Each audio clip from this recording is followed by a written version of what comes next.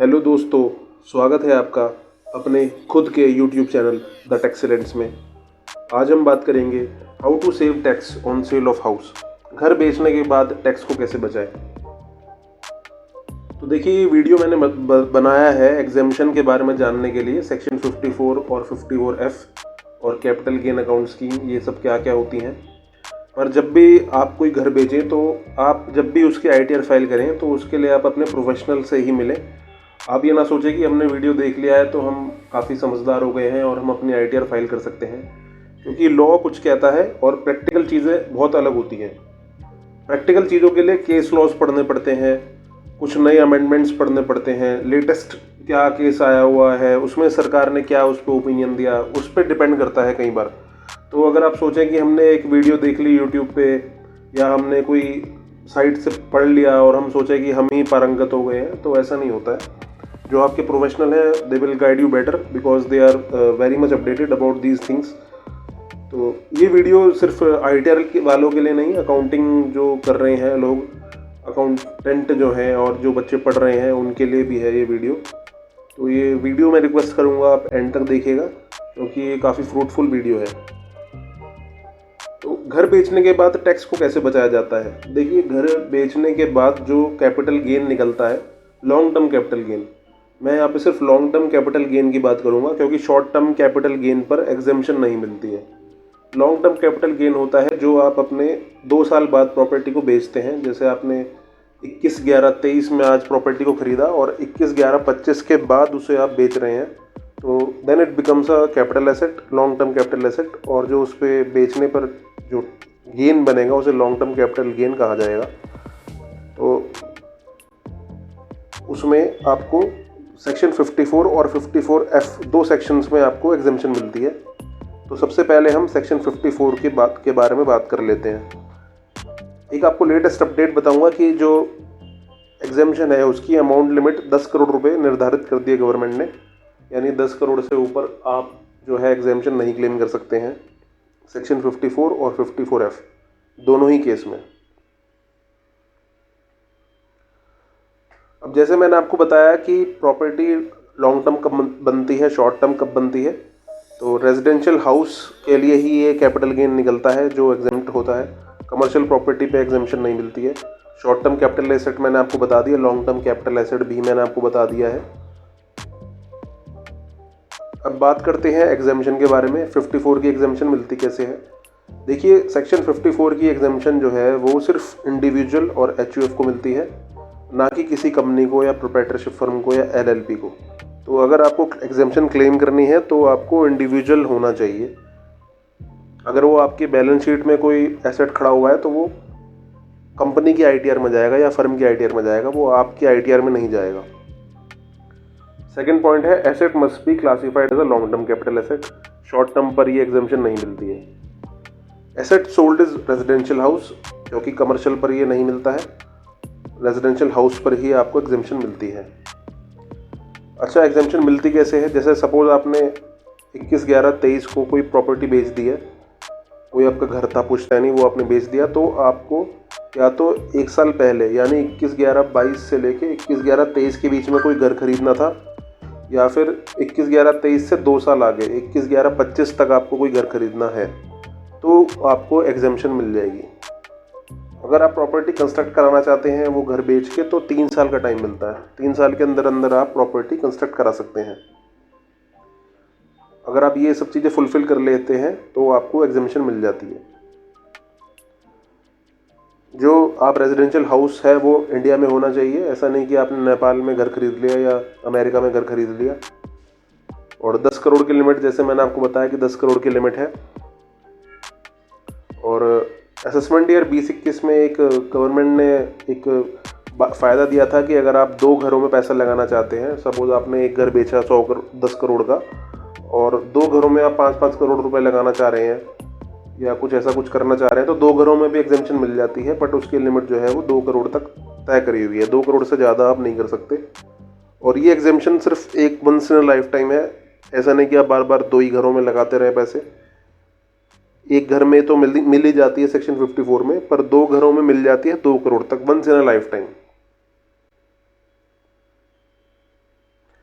अब जो एग्जाम्शन है इसकी अमाउंट कैसे कैलकुलेट करी जाती है, तो ये जो एग्जाम्शन होती है ये लोअर ऑफ होती है लॉन्ग टर्म कैपिटल गेन या फिर जो आपने इन्वेस्टमेंट करी है न्यू रेजिडेंशियल हाउस प्रॉपर्टी में। सपोज आपको कैपिटल गेन हुआ 10 लाख का और आपने 5 लाख रुपए प्रॉपर्टी में लगाए हैं, तो 5 लाख रुपए एग्जाम्प्ट हो जाएंगे, मतलब लोअर हो जाएगा। कैपिटल गेन मतलब जो सेल में से परचेज घटा के हुआ। एग्जाम्पल के साथ समझ लेते हैं। मिस्टर एक्स हैं, इन्होंने एक विला अपना बेचा 45 लाख रुपए का, इनको कैपिटल गेन हुआ, यानी इन्होंने बेचा ज़्यादा का होगा और परचेज कम की होगी, तो कैपिटल गेन इनको 45 लाख का हुआ। अब इस 45 लाख रुपए के गेन को बचाने के लिए इन्होंने एक घर में 20 लाख रुपए लगा दिए नए घर खरीदने में। तो 45 और 20 में से लोअर क्या हुआ, 20, तो कैपिटल गेन में से 20 लाख जो है एग्जेम्प्ट हो गया। इतना मुझे लगता है आपको समझ में आ गया होगा। अच्छा, अगर जैसे ये प्रॉपर्टी आपने कोई खरीद ली, प्रॉपर्टी आपने बेची 21/11/23 को और प्रॉपर्टी खरीद ली अगले महीने ही खरीद लिया आपने, पर आपने उसको 3 साल के अंदर बेच दिया, तो क्या होगा, 3 साल तक आपको होल्ड तो करना ही पड़ेगा उस प्रॉपर्टी को। जो आप नई प्रॉपर्टी खरीदेंगे ना, उसको आपको 3 साल तक होल्ड करना है। अगर आपने 3 साल के अंदर अंदर उसको बेच दिया तो जो है उस पर गेन लग जाएगा दोबारा। इसके लिए मैंने 2 सिनेरियो बनाए हैं।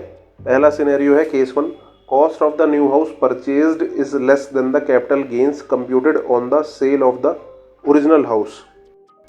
इस केस में क्या होगा कि जब आपने जो नया घर खरीदा है उसको आप 3 साल के अंदर अंदर बेच देते हैं, तो जो जिस साल में आपने वो नया घर बेचा है ना, उस साल की जो कैलकुलेशन है उसमें जो परचेज प्राइस है उसको निल मान लिया जाएगा। एग्जाम्पल से समझते हैं। मिस्टर वाई हैं, इन्होंने एक रेजिडेंशियल प्रॉपर्टी जो है मई 2015 में बेची है और उनका कैपिटल गेन हुआ 30 लाख। 30 लाख का इनको गेन हुआ है। अब इन्होंने जून 15 में 18 लाख रुपए की प्रॉपर्टी खरीद ली, तो 30 लाख का गेन था, 18 की प्रॉपर्टी ले ली, तो इनको जो है एग्जेम्पशन मिल गई होगी 18 लाख की, क्योंकि मैंने आपको बताया था कि 30 लाख या 18 lakh which ever is lower, तो 18 लाख की एग्जेम्पशन मिल गई होगी। अब इन्होंने नया घर खरीद लिया था 18 लाख में, पर उस घर को इन्होंने जून 15 में बेच दिया 35 लाख रुपए में। अब हमें इसका कैपिटल गेन निकालना है दोनों साल का, 15-16 और 16-17। तो देखिए 15-16 की पहले बात कर लेते हैं। 15-16 में जब इन्होंने 30 लाख का गेन इनको हुआ था, उसमें से इन्होंने 18 लाख लगा दिए थे, तो 18 लाख रुपए की इन्हें वो मिल गई एग्जेम्पशन 54 में, तो इनको 12 लाख रुपए पे टैक्स देना पड़ गया होगा। 12 लाख इनका कैपिटल गेन हो गया था, पर इन्होंने जो नई प्रॉपर्टी ली थी ना 18 लाख की, वो इन्होंने दोबारा 35 की बेच दी है। तो 16-17 में क्या होगा, उस साल में जाके हम क्या करेंगे, जब हम उसका कैपिटल गेन निकालेंगे उस साल का, तो हम सेल लेके चलेंगे 35 लाख रुपए, पर कॉस्ट ऑफ एक्विजिशन हमें निल लेनी पड़ेगी। क्यों?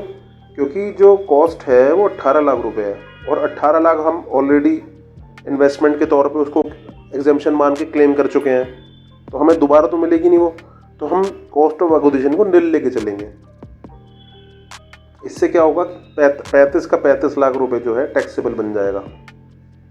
यही मैंने यहाँ पे नोट में बताया हुआ।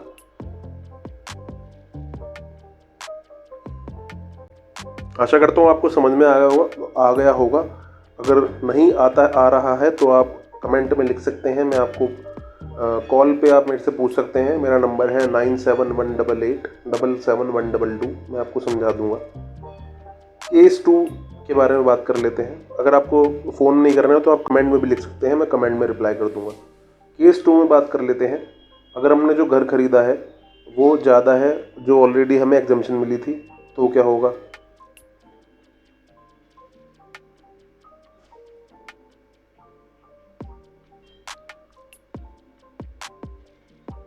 एग्जाम्पल से समझते हैं। मिस्टर जेड ने अपना जो घर है वो बेचा जून 15 में और इनको कैपिटल गेन हुआ 25 लाख रुपए। ठीक है, 25 लाख रुपए का गेन हुआ, पर इन्होंने नई प्रॉपर्टी में कितना पैसा लगाया है, 40 लाख रुपए। तो इनको एग्जेम्पशन कितनी मिली होगी, कैपिटल गेन या फिर इन्वेस्टमेंट विच एवरेज लोअर, यानी 25 लाख की ही मिली होगी। 15 लाख जो है इनका वेस्ट हो गया एक तरह से, 25 की एग्जेम्पशन मिली। अब इन्होंने जो नया घर था वो जनवरी 17 में फिर बेच दिया 55 लाख का। तो अब हमें कैपिटल गेन निकालना है। तो पहले बात करते हैं फर्स्ट ईयर की, यानी 15-16 की। तो 15-16 में 25 लाख रुपए कैपिटल गेन हुआ था और इन्वेस्टमेंट इन्होंने कर दी थी 40 लाख, तो 25 का 25 एग्जाम्प्ट हो गया। अब 16-17 की बात करते हैं। 16-17 में इन्होंने बेचा था 55 लाख का, वो घर है ना नया वाला, पर कॉस्ट ऑफ एक्विजिशन इनकी 15 लाख मान ली गई लेस, क्योंकि घर इन्होंने लिया था 40 लाख का और ये इन्हें एग्जाम्पशन मिली थी 25 लाख की, तो 15 लाख तो इनका एग्जाम्पशन नहीं मिली थी ना 15 लाख की, तो इसलिए 15 लाख रुपए यहाँ मिल जाएगी इनको एग्जाम्पशन। तो 55 में से 15 गए 40 में, 40 का इनको टैक्सेबल बन गया कैपिटल गेन। वर्किंग नोट में भी मैंने लिखा हुआ है, आप देख सकते हैं, कॉस्ट ऑफ एक्विजिशन 40 लाख और कैपिटल गेन जो उन्होंने क्लेम करा था इस पर 25 लाख रुपए, एग्जाम्पशन जो क्लेम करी थी 25 लाख रुपए करी थी पिछले साल में, तो वो यहाँ से लेस हो गई है और 15 लाख जो है इनका कॉस्ट ऑफ एक्विजिशन बन गया। तो 55 में से 15 गए, 40 लाख रुपए पे इन्होंने टैक्स जमा कर दिया होगा, क्योंकि वो टैक्सेबल कैपिटल गेन बन गया होगा। अब एक कंसेप्ट है कैपिटल गेन अकाउंट स्कीम। देखिए ऐसा होता है कि सरकार ने जो सेलर है उसको एक बहुत बढ़िया अपॉर्चुनिटी दी हुई है, क्योंकि कई बार ऐसा होता है जैसे हमने घर बेच दिया और ITR फाइलिंग करने का टाइम आ गया, बट हम ये डिसाइड नहीं कर पाए कि अभी हम कहाँ पे लगाएं, कौन सी प्रॉपर्टी में लगाएं, किस एरिया में लगाएं। तो उस केस में क्या होता है कि सरकार क्या करती है, एक अकाउंट खुलवा देती है सरकारी बैंक में, जिसे कैपिटल गेन अकाउंट स्कीम भी बोला जाता है। इसमें क्या होता है कि सरकार कहती है कि जैसे आपने कोई गेन करा और आपको ये समझ में नहीं आ रहा है कि कहाँ लगाना है, तो जितना अमाउंट आपको समझ में नहीं आ रहा है या जो आप लगाना चाहते हैं पैसा, वो आप हमारे अकाउंट में जमा करा दो। उससे क्या होगा, हम ये मान लेंगे ये पैसा आप अब प्रॉपर्टी में लगाएंगे, तो जब आप ITR फाइल करेंगे तो उस पैसे को आप ये मान के एग्जाम्पशन क्लेम कर लीजिए कि भाई मैंने ये प्रॉपर्टी में लगा दी है। ठीक है, बिल्कुल सरल भाषा में मैंने आपको समझा दिया। अब अगर आपने वो पैसा वहाँ लगा के छोड़े रखा, 3 साल निकल गए, भाई आपको 3 साल के अंदर अंदर तो लगाना ही है ना, 3 साल मतलब घर कंस्ट्रक्ट करने में तो लगाना ही है 3 साल में, तो वो पैसा अगर 3 साल निकल गया तो सरकार उस साल में, जब वो 3 साल एक्सपायर हुए, उस साल में उसको वो टैक्सेबल कर देगी, जैसे पहले वाले केसेस में करा था वैसे ही, कि भाई आपने जो है वो पैसा यूज़ ही नहीं करा, तो एग्जाम्पशन आपने जो पहले क्लेम करी थी वो गलत करी थी, तो इस साल हम आपको टैक्स आप पे लगाएंगे, आपका कैपिटल गेन बना देंगे। कैपिटल गेन अकाउंट स्कीम पे मैंने एक वीडियो ऑलरेडी बनाई हुई है, आप उसको देख सकते हैं। अब लोग सोचेंगे सेक्शन 54 और 54F क्या होता है, 54F क्या है और 54 में डिफरेंस क्या है, तो मैं आपको इसमें वीडियो में समझाता हूँ बहुत सरल भाषा में। देखिए सेक्शन 54 क्या होता है, जब आप प्रॉपर्टी बेच के प्रॉपर्टी ही खरीदते हैं तो लगता है सेक्शन 54। 54F लगता है कोई भी एसेट आप बेच के, चाहे आपने शेयर्स बेचे, चाहे आपने दुकान बेच दी, गोल्ड बेच दिया, पर आपने जो इन्वेस्टमेंट करी है वो घर में करी है, तो वहाँ पे आपको 54F मिल जाता है। अब इन दोनों में कॉमनैलिटी क्या है, what are the common requirements between the 2 sections. दोनों में क्या है, न्यू रेजिडेंशियल हाउस प्रॉपर्टी खरीदनी है, मस्ट बी परचेज और कंस्ट्रक्टेड। अगर खरीद रहे हैं तो 1 साल पहले, 2 साल बाद, और अगर आप उससे कंस्ट्रक्ट करा रहे हैं तो 3 साल के अंदर अंदर करानी है from the date of sale of the property. और अगर आप उसको पैसे को इन्वेस्ट नहीं कर पाते हैं तो कैपिटल गेन अकाउंट स्कीम, ये दोनों ही सेक्शंस में अवेलेबल है। एक ही प्रॉपर्टी में पैसा लगाना है, 2 प्रॉपर्टी का बस 54 में दिया हुआ है, वो भी सिर्फ 2 करोड़ तक का, वो भी एक बार मिल सकता है लाइफ टाइम में। तो ये है कॉमनैलिटीज़। अब हम बात करते हैं इन दोनों में डिफरेंस क्या है, तो डिफरेंस हमें पता होना बहुत ज़रूरी है। सबसे पहला जो मेजर डिफरेंस है वो ये है कि सेक्शन 54 में आपको कैपिटल गेन इन्वेस्ट करना है। अगर आपको सपोज आपने कोई घर लिया था 5 लाख का और 6 का बेच दिया, तो 1 लाख का गेन अगर आपने 1 लाख रुपए भी लगा दिए तो पूरा एग्जाम्प्ट हो जाएगा। कैपिटल गेन ही आपको लगाना है, वो सारा एग्जाम्प्ट हो जाता है। पर 54F में क्या है, प्रोपोर्शनेटली एग्जाम्प्ट होता है, आपको सेल कंसिडरेशन लगानी पड़ेगी। मतलब अगर आपने घर कोई बेचा 10 लाख का, खरीदा था आपने वो 2 लाख का, तो 8 लाख का गेन हुआ, पर आपको 10 के 10 लाख रुपए लगाने पड़ेंगे प्रॉपर्टी में अगर आपको पूरा गेन लेना है। 54 में तो कैपिटल गेन लगाना है, 54F में आपको sale proceeds of the old house लगाना है न्यू हाउस के अंदर। अगर आप उसके पूरा लगा देते हैं पैसे को तो पूरा मिल जाता है, पूरा नहीं लगाते हैं तो प्रोपोर्शनेटली मिलता है। जितना आपने लगाया उसका प्रोपोर्शनेट कर देते हैं cost of the new house into capital gain upon sale receipt.